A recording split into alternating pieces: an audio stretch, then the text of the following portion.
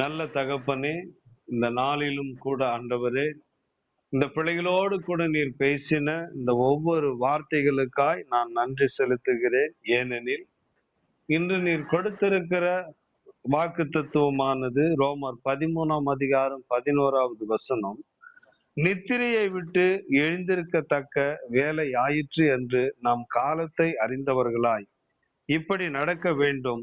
நாம் விசுவாசிகளான போது ரட்சிப்பு சமீபமாய் இருந்ததை பார்க்கிறோம். இப்பொழுது அது நமக்கு அதிக அதிக சமீபமா இருக்கிறது என்ற இந்த வசனத்தின்படி ஆண்டவரே அப்பா, இன்றைக்கும் ஆண்டவரே உம்முடைய கரத்திலே இந்த பிள்ளைகளை ஒப்பு கொடுக்கிறேன். ஆவியானவரே, பரிசுத்த பிதாவே, உம்முடைய வருகைக்கு ஆண்டவரே, உம்முடைய வருகையிலே ஆண்டவரே அப்பா, உமக்கு முன்பாக நாங்கள் ஆண்டவரே எதிரிட்டு வந்து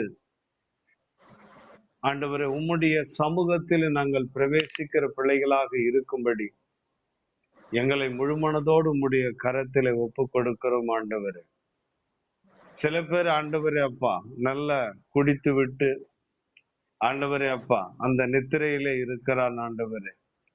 சில பேர் ஆண்டவரே நல்ல செல்வந்தனாய் இந்த பூமியிலே வாழ்ந்து ஆண்டவரே அப்பா அவனுக்கு வலி வேதனை அடுத்த காரியம் என்னதென்று தெரியாமல் அவன் எப்பொழுது எழுந்திருக்கிறானோ அதுதான் அவனுடைய நித்திரை என்று தெரிந்து ஆண்டவர் எழுந்திருக்கிறான் ஆண்டவரே அப்பா.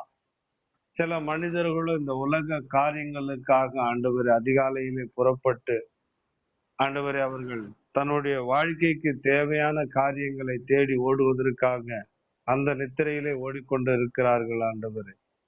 சில பேரும் ஆண்டவரே அப்பா ஒரே இடத்திலே படுத்துக்கொண்டு ஆண்டவரே நமக்கு இது கிடைக்குமா அது கிடைக்குமா, இப்படி வாழ்ந்துடலாமா அப்படி வாழ்ந்துடலாமா என்று சில பேர் அந்த நித்திரையில இருக்கிறார்கள் ஆண்டவரே.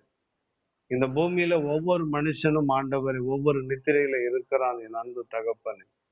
ஆண்டவரே, இந்த காலை நேரத்தில் உம்முடைய சமூகத்தில் வேண்டிக் கொள்கிறோம். அழிந்து போகிற ஆண்டவரே அப்பா, அழிந்து போகிற நித்திரையை ஆண்டவரே நாங்கள் அதிலே வாழாதபடி, அந்த நித்திரைக்குள்ள நாங்கள் பிரவேசிக்காதபடி, ஆண்டவரை அழியாத உம்முடைய நித்திரைக்குள்ள நாங்கள் பிரவேசிக்க தேவன் இந்த காலை நேரத்தில் எங்களை முழுமனதோடு உம்முடைய கரத்திலே ஒப்பு கொடுக்கிறோம்.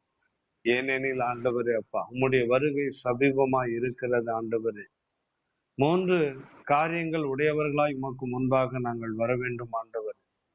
பரிசுத்த பிதாவே, எப்படி ஆண்டவரே ஒரு மணவாளன் ஒரு நிலத்தை உழுது கொண்டிருக்கும் பொழுது ஆண்டவரே அப்பா அந்த மணவாட்டி என்கிற மனைவி ஆண்டவரே தன் கணவனுக்காக உணவை ஆயத்தப்படுத்தி கொண்டு தண்ணீர் எடுத்துக்கொண்டு அவன் சாப்பிடுவதற்கு ஒரு பாத்திரத்தை எடுத்துக்கொண்டு புறப்பட்டு போய் அந்த குறித்த நேரத்திலே அவர் பசியோடு கூட இருப்பார், அவருக்கு நான் இவைகளெல்லாம் ஆயத்தப்படுத்தி கொடுக்க வேண்டும் என்று அவள் எப்படி அதிகாலையில் எழுந்த எல்லாவற்றையும் ஆயத்தமாக்கி கொண்டு புறப்பட்டு தன்னுடைய மணவாளனாகிய கணவனுக்கு அதை கொடுத்து ஆண்டவரே அப்பா அந்த இடத்தில் அவள் ஆசீர்வாதமா இருக்கிறாளோ அதே போல ஆண்டவர் உமக்கென்று ஆண்டவரே தேவனை இந்த பாத்திரத்தை உம்முடைய கரத்திலே ஒப்பு கொடுக்கிறோம். ஒவ்வொரு நாளும் ஆண்டவரே அப்பா அழிந்து போகிற போஜனம் இல்லை ஆண்டவரே, அழியாத உம்முடைய போஜனத்தை ஆண்டவரை நாங்கள் சுமக்கிறவர்களாக, அது மாத்திரமல்ல ஆண்டவர் எப்பொழுதும் ஆண்டவரை உமக்காக ஆண்டவரை ஓடி வருகிற பிள்ளைகளாக எங்களை முழுமனதோடு இந்த காலை நேரத்தில் ஒப்பு கொடுத்து ஆண்டவரே அப்பா நாங்கள் ஜபிக்கிறோம். ஆவியானவரே, நீர் எங்களுடைய இருதயத்தை அறிந்திருக்கிறீர் ஆண்டவர். எங்களுடைய முகத்தை பார்க்கிற ஒரு தெய்வம் நீங்க இல்லப்பா, நீங்க எங்களுடைய இருதயத்தை ஆண்டவரை அறிந்திருக்கிற தெய்வம் ஆண்டவரே. இந்த இருதயமானது எதற்காக அழுது கொண்டு இருக்கிறது என்று உமக்கு தெரியும் கர்த்தாவே. இந்த காலை நேரத்தில் இந்த பாத்திரம் எங்களை விட்டு நீங்க கூடுமானால் நீங்க செய்யும். ஏனெனில் எங்களுடைய சித்தத்தின்படி இந்த பாத்திரம் இல்லாதபடி உம்முடைய சித்தத்தின்படி இந்த பாத்திரம் இருக்கும்படியாக உமக்கு பிரியமான வாழ்க்கை வாழும்படியாக என் தேவனாகிய கர்த்தர் நீர் எங்களுக்குள்ளே வாசம் பண்ணும். இயேசுவின் நாமத்தில் அருமை பிதாவே, ஆமேன், ஆமேன், ஆமேன்.